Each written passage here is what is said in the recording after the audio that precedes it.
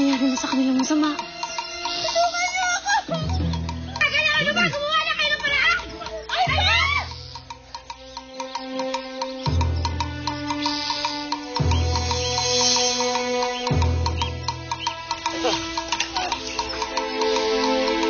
Kailangan niyo nang umalis.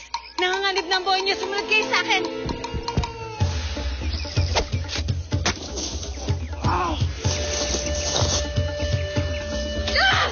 Hindi niyo alam kung anong kaya nilang gawin.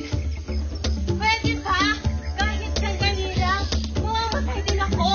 Pag hindi tayo uminto, nahihirapan na kaya ako humiga. Oh my gosh!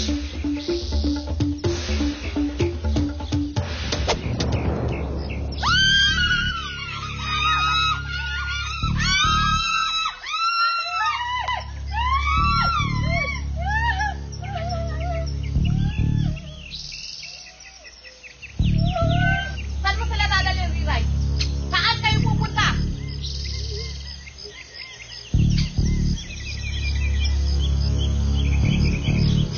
Wala silang ginagawang masama sa atin. Itigil nyo na ang pagpatay. Mas kinakampihan mo ba sila kasi sa amin? Isa kang ang traidor. Bibigyan kita ng isa pang pagkakataon. Huwag mo sila protektahan. Sa gawa natin ang nararapat. That.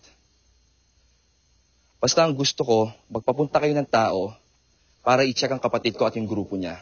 Okay? I'll wait for your call.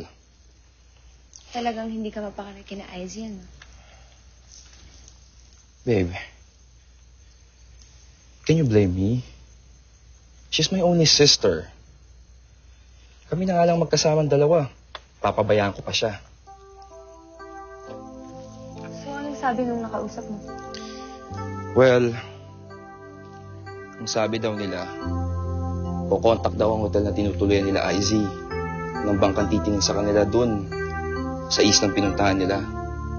Pagkatapos, pag may nakuha daw silang impormasyon, tsaka daw nila ako tatawagin kaagad. Well, I hope sana nga meron silang makuha kaagad. Dahil gustong-gusto ko ng pauwi ng kapatid ko.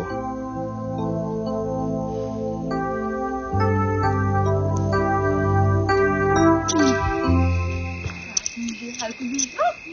Kain-kain lang. Nakakaantok din pagkain, ha? Tulog din.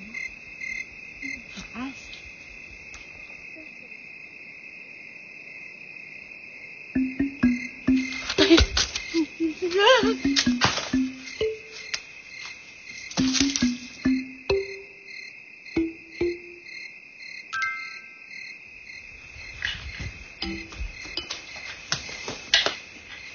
Buro ka? Buro ka? Buro ka? Buro ka? Ano nangyari sa'yo? Buro ka? Buro ka? Buro ka? Buro ka? Buro ka? Buro ka? Ano nangyari sa'yo?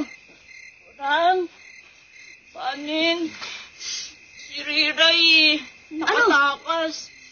Sinaktan pa nga ako eh. Kaya ako nawalan ng udirat. Si Riray, sinaktan ka?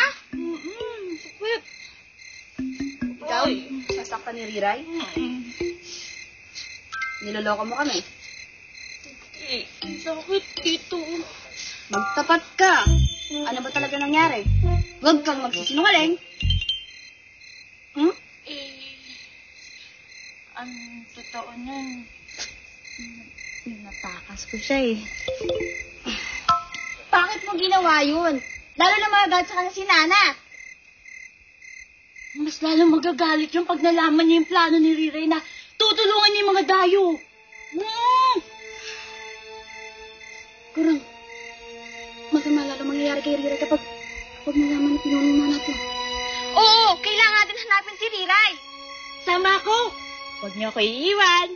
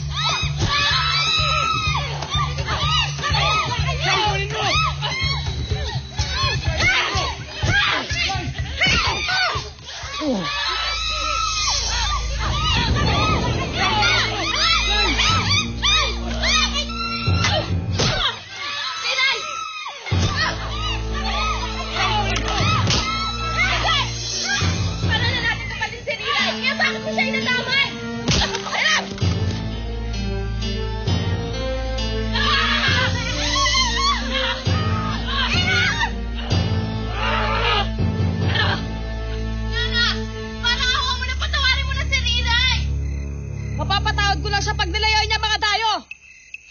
Na hindi ko gagawin dahil ayoko madagdagan pa ang mga pinapatay nyo. Aba, talaga nga palang kinakalaban mo ang ating pinuno. Kung hindi nyo lulubayan mga dayo, mapipilitan akong saktan si Unggay. Mamili kayo. Pakakawalan nyo sila o papatayin ko ang pinagkakatiwalaan mo.